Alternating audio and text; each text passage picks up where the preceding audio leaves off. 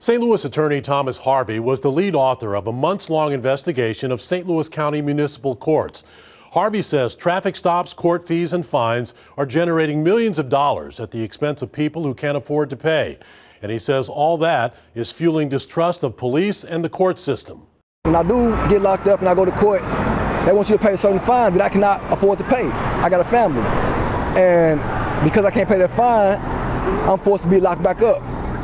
And when I don't go back to court, there's another $100 added. So there's no way I can get out of it. Robert Williams' story is a familiar one to attorney Thomas Harvey, the founder of Arch City Defenders. His nonprofit provides legal assistance to clients who are poor. I've seen people in court say, "I'm homeless. I've been living in Larry Rice shelter. I don't have the money," and the courts say, "We want the money."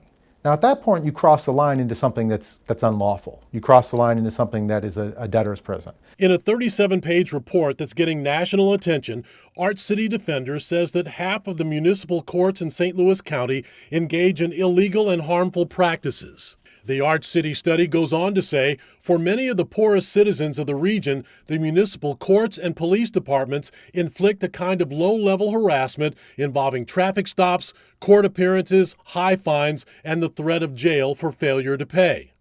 Ferguson, Florissant, and Bell Ridge are the communities singled out in the report. Since I've been doing this work, my clients have said to me, this is not about public safety, this is about the money. According to the study, in 2013, the second biggest source of income for Ferguson came from court fines and fees, nearly $3 million. I was astonished at the amount of revenue that's being collected by these municipal courts.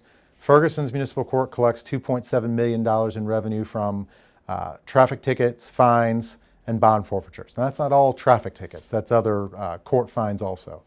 The neighboring municipality is Florissant, and they collect nearly $3 million. Robert Williams, who lives in Troy, Missouri, has been jailed several times over the years for a 2006 traffic violation that he is still paying off. They want their money. They want their money, and it's simple as that. They believe they're being used as an ATM. That's exactly what they say to me. We're being used as an ATM for this town. The Arch City study goes on to say these practices destroy the public's confidence in the justice system and create animosity in the community. Thomas Harvey, the lead author of this study, says at a time when law enforcement officials are asking the public for patience and trust, instead they're met with distrust, skepticism, and as we've seen, a lot of anger. Anger related to racial profiling statistics from the Missouri Attorney General that show Ferguson police and other local police departments stop black drivers in disproportionate numbers to white drivers. I'm not condoning the property damage that went on, but people are mad. I'm trying to explain part of the reason people are so angry. It gives you the most basic understanding of when people are saying they're being racially profiled, when they say they're being harassed.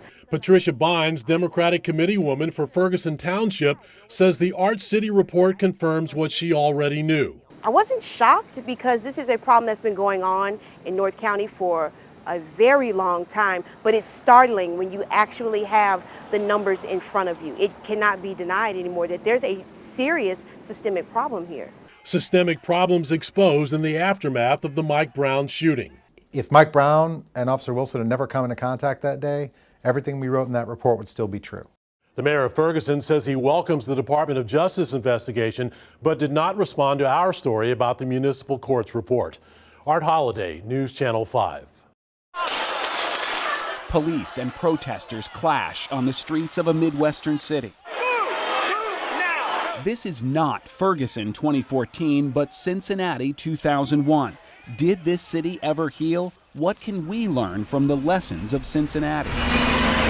The best lesson for Ferguson at that point is to be prepared, but to be prepared in with measured response.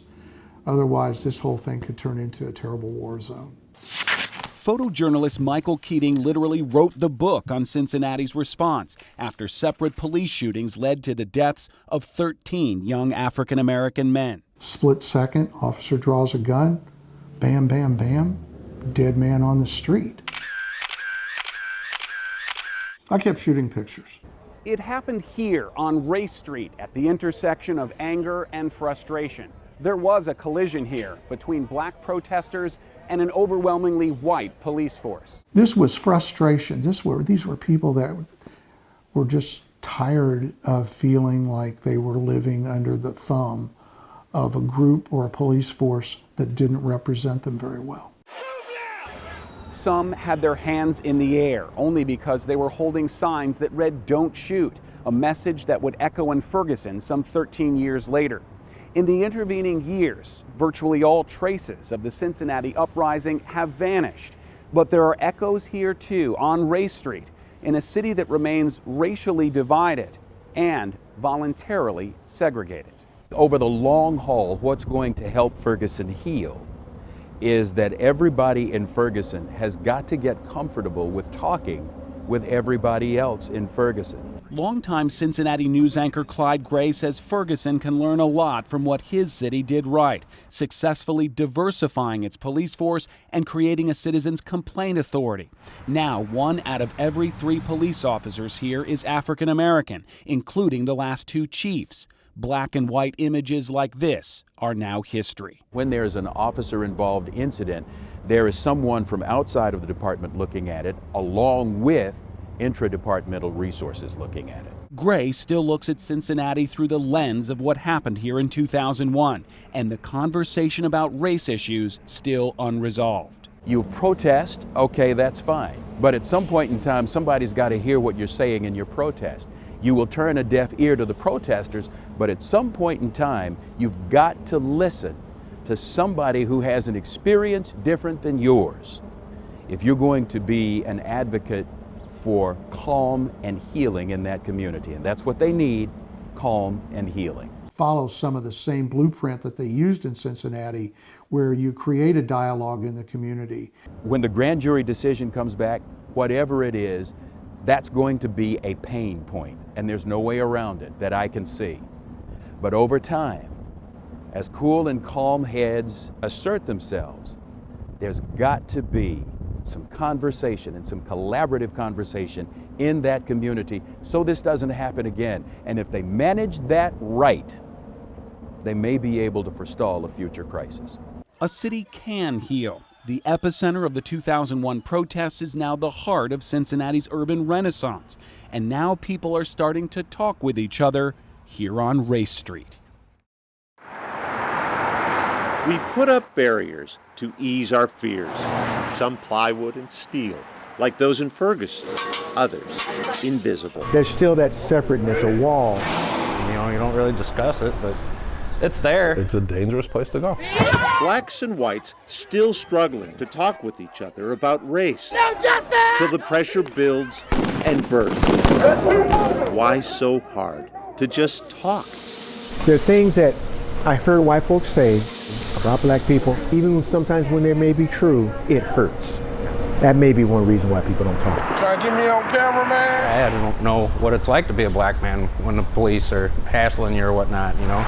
So, I mean, I don't know where they're coming from, so I don't completely understand it. I know so many blacks that just have like an idea of just like what white people in general think about them.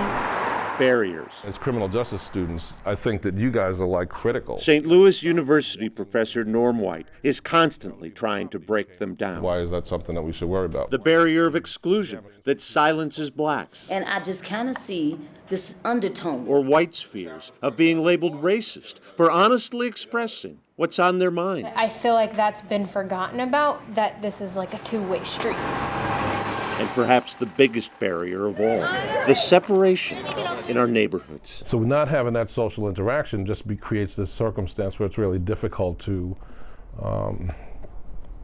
know how to talk to each other. When you know somebody well enough, he knows that whatever I say that might come off as offensive is not intending to be offensive at all. Yeah, that happens a lot. You gotta be able to talk or else we get stuck in this rut we're in. So we talk. We found Sharon Randall and Barbara Hughes at a bus stop on that very street in Ferguson, boarded up and barricaded. It's like, hi, how you doing? I'm like, hey, how are you? But they're not. Like even when the situation happened here, well, the lady that I work with, you know, she's Caucasian, and she just came up to me and just asked me how was I doing. That was a human question.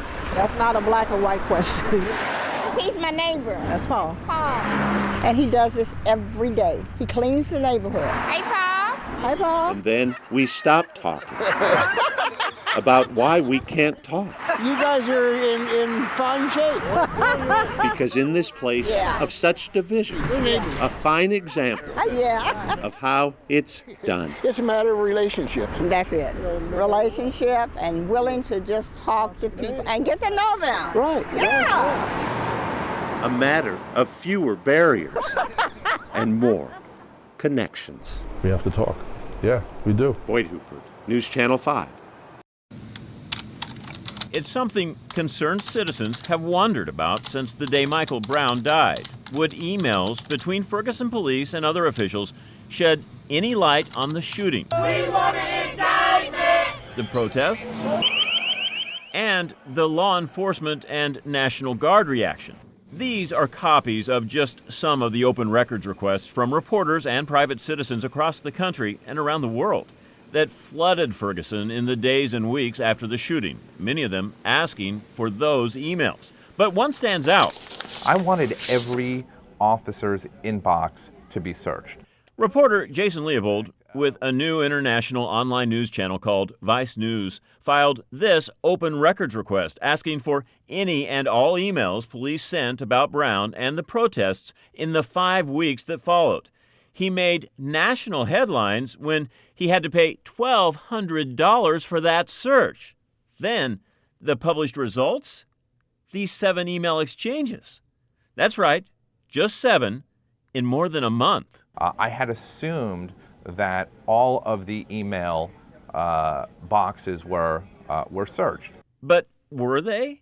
When we asked, Ferguson city manager issued a statement saying the city has instructed the contractor to search all emails on the system, including deleted emails, for the keywords provided by the requester. But we started asking more questions when we discovered this report. It's from Acumen Consulting, the St. Louis-based company the city hired to do the email search. This line, describing the search process, caught our eye. Per City of Ferguson policy, it is assumed at this time that no one has violated the no email deletions policy. What's that mean?